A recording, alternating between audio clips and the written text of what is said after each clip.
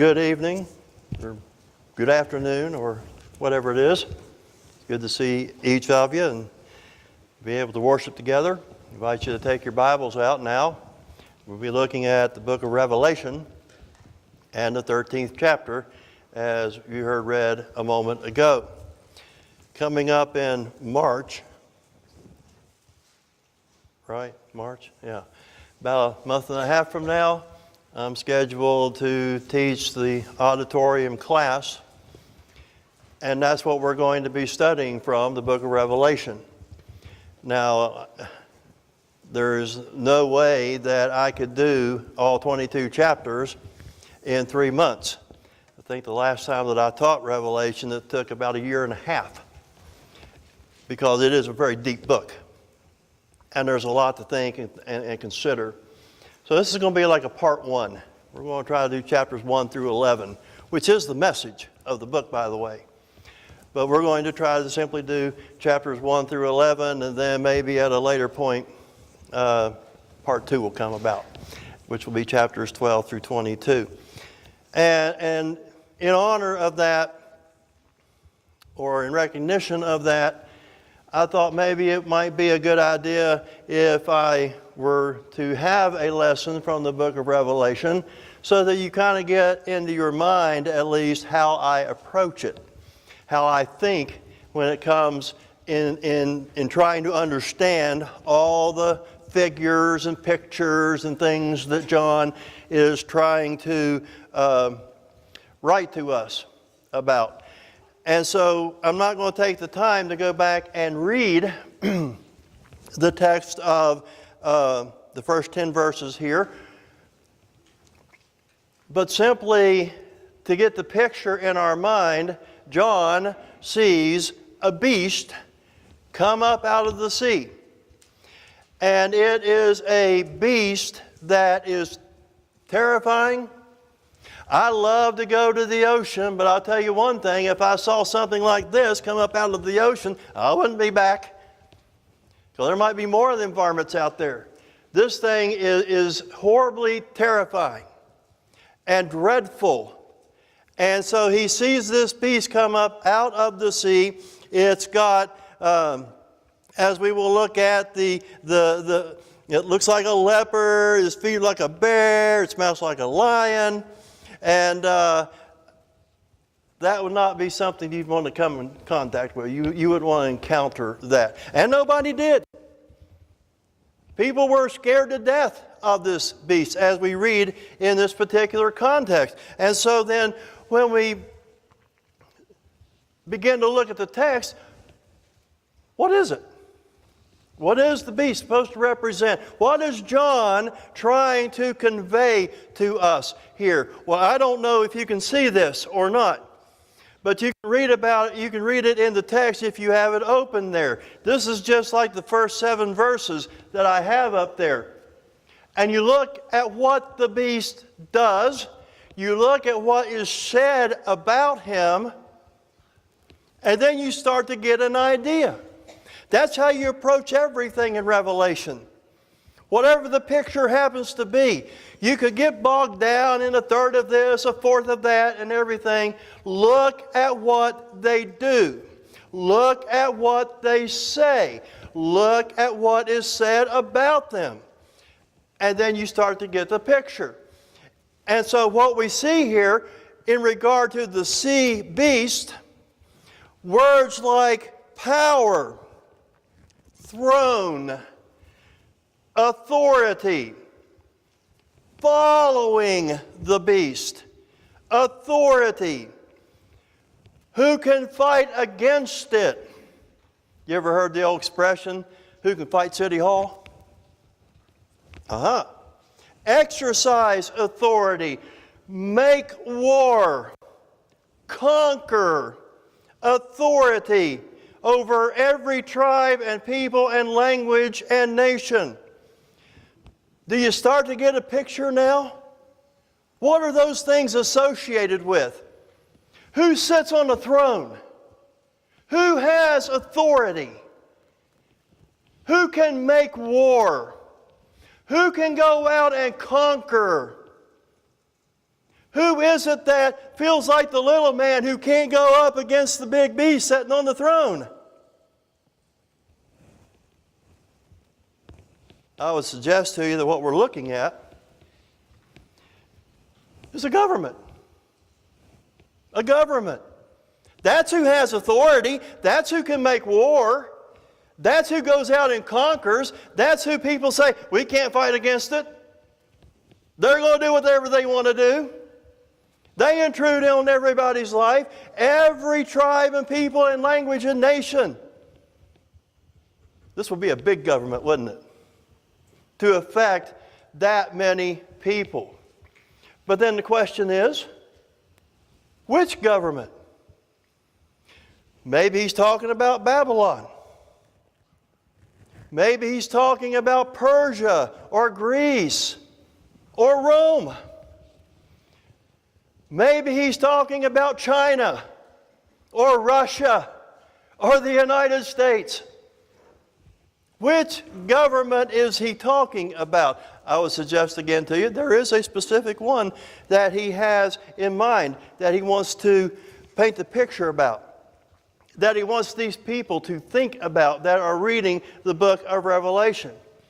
So I get a concordance out, and I say, are there any other sea beasts talked about in the Bible? And guess what? I found one. In fact, I found 4 of them. In the book of Daniel, if you want to hold your finger at Revelation 13, go to the book of Daniel. And in the book of Daniel and the 7th chapter, which, by the way, the book of Daniel and the 7th chapter is an outline of the book of Revelation. Everything that's in the book of Revelation is in Daniel chapter 7. So what we have, beginning in verse 3, and 4 great beasts came up out of the sea. Now where did John's beast come from? It came from the sea. He saw one beast. Here's 4 of them coming up out of the sea, different from one another. The first was like a lion and had eagle's wings. Then I looked, its wings were plucked off, and it was lifted up from the ground and made to stand on 2 feet like a man, and the mind of a man was given to it. And behold, another beast, a second one, like a bear. It was raised up on one side. It had 3 ribs in its mouth between its teeth, and it was told, arise, devour much flesh.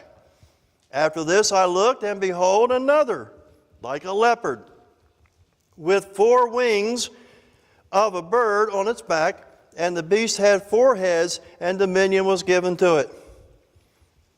After this I saw in the night visions, and behold, a 4th beast, terrifying and dreadful and exceedingly strong. It had great iron teeth. It devoured and broke in pieces and stamped what was left with its feet. It was different from all the beasts that were before it, and it had 10 horns. And then he goes on to a further description of the horns and focuses in on that. What are these beasts? We're told. Drop down, if you will, in Daniel chapter 7 and verse 17. These 4 great beasts are 4 kings who shall arise out of the earth. We're talking about kingdoms here, aren't we? And if we're familiar at all with Daniel's book, he frequently described those kingdoms, didn't he? Go all back to chapter 2. You had 4 of them talked about there in Nebuchadnezzar's image. And so we know what we're looking at. But look again at those descriptions as we read them there. In verse 4, the first one, that would be Babylon. That was the first of the world empires that would control the people of God as well. What you have is the second one there in verse 5. That would be Persia. And it looks like a bear. And then you have the third one, looks like a leopard. That's Greece, or the Greek Empire.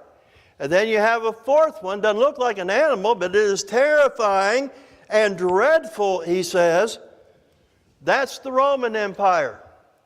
That's the time when business is going to pick up as far as God is concerned. That's the time when God would set up his kingdom, which will never be destroyed.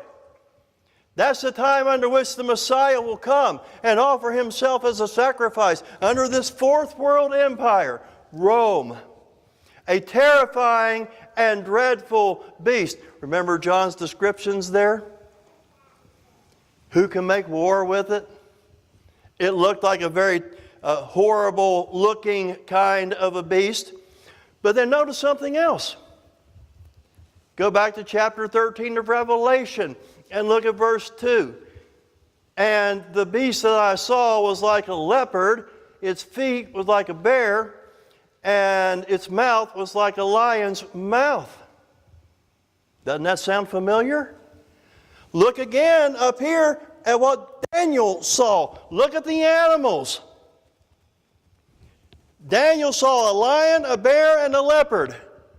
In this, and it's verse 12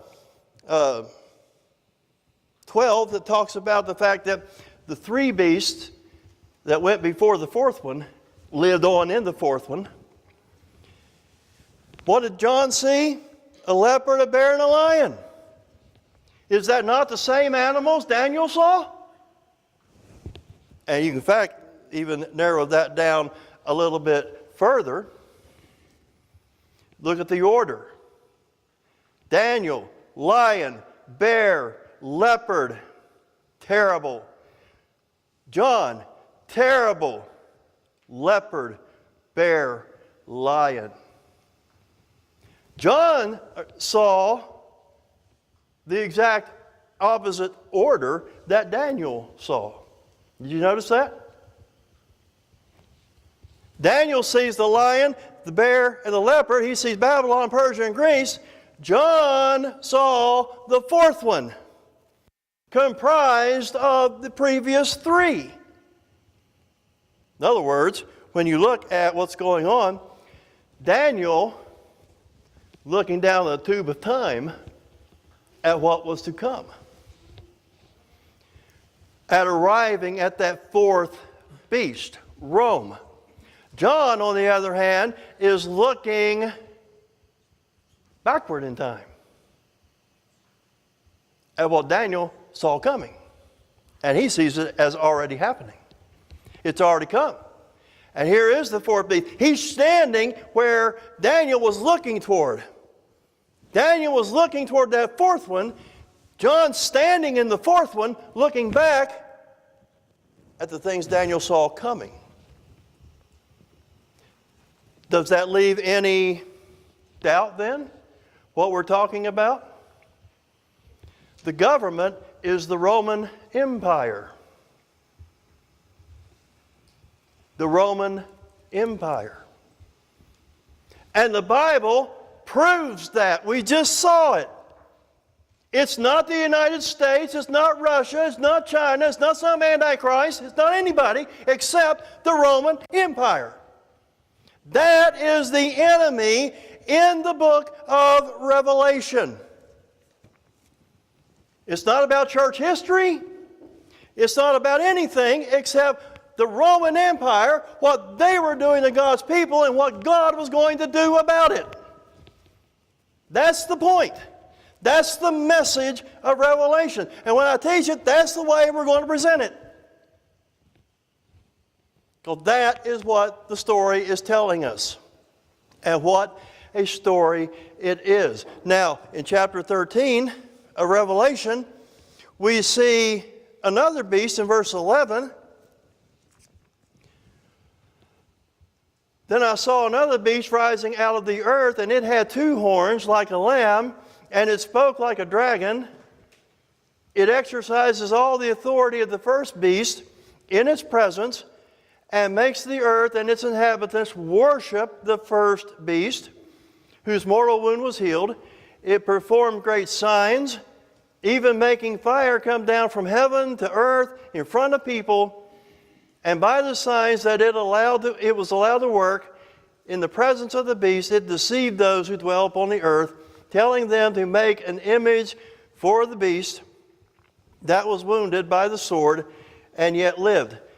And it was allowed to give breath to the image of the beast, so that the image of the beast might even speak, and might cause those who would not worship the image of the beast to be slain. Also, it causes all, both small and great, both rich and poor, both free and slave, to be marked on the right hand or the forehead, so that none may buy or sell unless he has the mark, that is, the name of the beast, or the number of its name. Again, we employ the same sort of reasoning that we did with the sea beast. Look at the words: a lamb, worship, great signs, image of the beast, idol, image of the beast, worship the image of the beast. What we're talking about here is a religious system of some kind, where the object of the worship was the sea beast, the Roman government.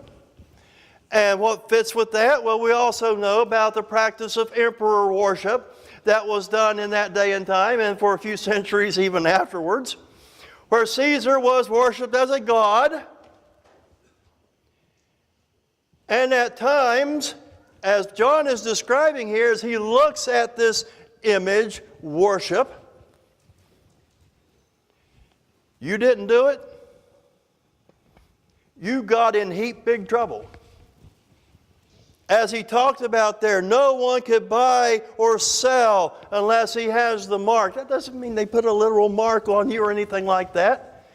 What that means is you bowed down, you gave yourself to worship the image of the beast. You gave yourself to say, Caesar is God, I will bow down to him. In the meantime, what's the God of heaven supposed to think when you do that? And believe me, it can be a lot of pressure, right? I can't support my family if I bow down, unless I bow down to that image. I may be persecuted somehow if I don't bow down to that. I may even die if I don't bow down to this image. I might lose my life. I might lose my family. I might lose my livelihood. That's what they had to face in that day and time. I don't know that we can appreciate that the way that we should. But we can certainly try to put ourselves in that position, can't we? What if? You ever play the what if game when you were a kid? What if? Just by your being here tonight, this afternoon, whatever it is. Just by being here right now, your boss may call you and fire you because you dared to show up with those dreaded and evil Christians. What would you do?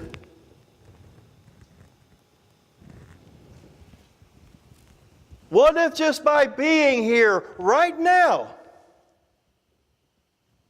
the state police were on their way and they would arrest you in handcuffs and take you to the pokey? Just because you're here.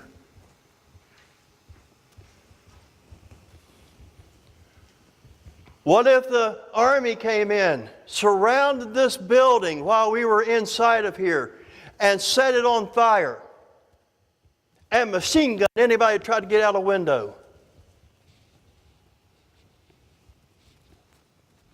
What would you do? My friends, that's what they had to decide back then. That's what they were facing.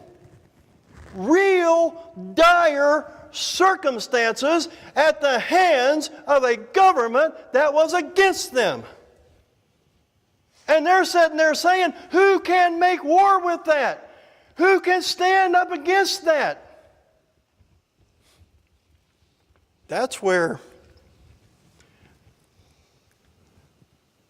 verse 18 comes in. And this is the point. This is the lesson. Verse 18, this is talking about the sea beast, not the one we just talked about. The land beast there that we just read about, he makes the image to the first one. He makes everybody worship the first one. The first one's the sea beast. That's who we're talking about. This calls for wisdom. Let the one who has understanding calculate the number of the beast, for it is the number of a man, and his number is 666. Ooh, that sounds very ominous, doesn't it? Oh, they make movies about that, don't they? The dreaded and evil Antichrist that's coming. Why, that's the Ayatollah Khomeini. Mao Zedong. Adolf Hitler. Napoleon. Pick a bad guy. He's been the number 666 before, hasn't he? But what is he talking about there? I don't think we're looking at an individual. Yes, I know in Hebrew you can sort of configure things around and get Nero Caesar out of 666. I know all that. I've been studying the book of Revelation for 44 years now. Every year I take and do nothing but study from the book of Revelation. I know all the theories. I know what all the people think. I know what the premillennialists want to talk about. And it sounds all very fanciful. And that's the appeal of premillennialism. It's a very fanciful tale. Is that what John is telling us here? This book is for them and what they were facing. And they were facing dire circumstances. And John says, this calls for wisdom. You people that are having to suffer this, you people that are putting your lives on the line, you Christians that may lose your job and may lose your support of your family, may not have any food to eat tomorrow. You have to have wisdom. You have to have understanding. There's something to understand here in what John is saying about calculating the number of the beast here. Figuring out this little equation. I don't think we're looking at a person here at all. Because, and it sounds like maybe, for it is the number of a man. It sounds like, well, we should be looking for a specific person. The Greek word there, there's no A in the Greek. Let's start with that. You could just as easily say it is the number of man. There's no A in the Greek. Do you know all the times in the Gospels when Jesus calls himself the Son of Man? It's the same Greek word right here that Jesus used. And was Jesus the son of a man, a single person? Oh, he's one of us. That's what he means when he says that. He's a human being, just like everybody else. And there are just instances all over the New Testament where it talks like that in the exact same term. In chapter 21, in verse 17, he talks about a cubit being the measure of a man. A man. Do you mean just one person there? Or is it man's measurement? Galatians chapter 3 and verse 15. The Apostle Paul talks about, though it be but a man's covenant. A man's covenant. Is that a specific man he's talking about, or a human covenant? 1 Corinthians chapter 2, verse 11, he talks about no one knows the heart of a person. It's the same Greek word, man. A person, except that person. Well, now, is he talking about one specific individual? Or can I know what you're thinking, what you're thinking, what you're thinking? None of us do that, right? He means everybody. He means mankind. He means human beings. It's the same thing here. It's not a specific person. It is man. It is the number of man. In fact, we've got three things going on here in chapter 13. If you notice there in that last verse, last couple of verses there, 16 and 17, he talks about the mark of the beast, the name of the beast, and the number of the beast. You see, all three of those are the same thing. All three of those are the same thing. And what it does is it stands for the nature of something. Names were very prominent, weren't they, in the Bible? Who had their name changed? Anybody have their name changed in the Bible? How about Abram became Abraham? Sarai became Sarah. Jacob became Israel. Jesus said to Simon, your name's Peter. Names change all the time because something was trying to be conveyed. A concept was trying to be conveyed. A nature of something was trying to be conveyed. We all know Isaiah 9 verse 6, right? For unto us a child is born, unto us a son is given. His name shall be called Wonderful, Counselor, Mighty God, Everlasting Father, Prince of Peace. That's talking about the Messiah. That's talking about Jesus. Now, did anybody ever go around and say to Jesus, hey, Prince of Peace, how you doing? Mighty God? No, his name was Jesus. Those things describe his nature. That's what's being talked about here. The nature of the sea beast, the Roman Empire, the government that was in view at that time. This is its nature. And this nature is 6. I think we're pretty much aware that the number 7 is a number for perfection, right? It's perfection. 7 churches, 7 spirits of God, 7 bowls of wrath, 7 seals, 7 trumpets. Perfect. So you have 7. Where's 6 at? Right below it. Romans chapter 3 and verse 23, all have sinned and come short of the glory of God. The glory of God's the 7. The glory of God's the perfection. We fell short. We don't measure up. And we never will. Left by ourselves. All have fallen short. That's what man does. And it's our day. Man was created on the 6th day. And so what's the point? Well, the point is this. Consider, calculate, understand, have wisdom. His number is man, man, man.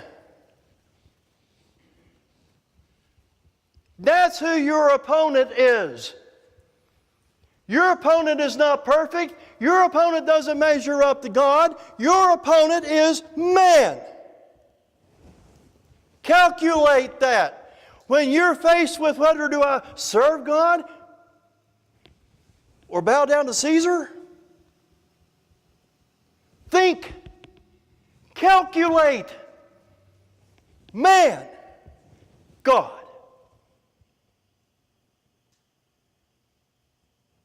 Which one's the better to be with? That's the lesson. That's the point that all chapter 13, this is the point. Think. Think. Yes, you're in bad situations. Yes, your life is threatened. Yes, you may have persecution. Think. God or man? And the next time the words come out of your mouth, who can make war with the beast? Think. God or man? That's your lesson tonight. Got somebody mean-mouthing you? Got somebody getting after you? Have wisdom. Think. Understand something. That's just man talking. That's just a person talking. You stay with God, and you will always win. That's just a bottle of beer. That's just a pill bottle. You stay with God, you will always win. Calculate the number. Man, man, man. And Revelation tells us God's going to do something about that man. He'll do something about the ones you face as well. You stick with Him, you'll always be on the victor side. If you're not a child of God tonight, then we hope that as you think about the things that you will make a calculation of yourself. You had everything in the world, but you lost your soul. Would that be wise? No. Because in God there is salvation through His Son, Jesus Christ. And you can come to Him and you can get on His side. Yeah, it may not be easy. It may be hard. There may be family pressures. There may be work pressures. There may be all kinds of things. But you go with God. Because what can they do? And what can God do? God can save you. God can give you eternal life. They can't. Calculate. Give your life to the Lord tonight. Put your faith in Him. Turn away from sin. Let Him wash those sins away in baptism. Have wisdom tonight. Decide, as we're getting ready to sing, decide, I will follow Jesus. Right now, while we stand and sing this song. I have decided